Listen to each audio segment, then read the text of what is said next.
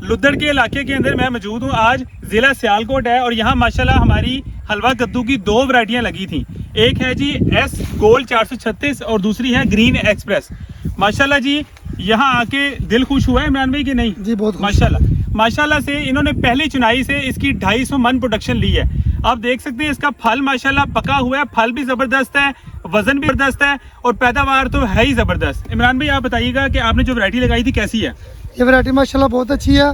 ये जो मैंने पकड़ा हुआ है इसकी ग्रोथ भी बहुत अच्छी हुई है माशाल्लाह। ये जितना पहली तुड़ाई किया हमने इससे ज्यादा पीछे है। मैंने आप कह रहे हैं कि पहली तुड़ाई की है, अभी और तुड़ाइयाँ करनी है और तुड़ाई इससे ज्यादा लगी हुई है माशाल्लाह। कितने एकड़ पे लगाते हैं आप?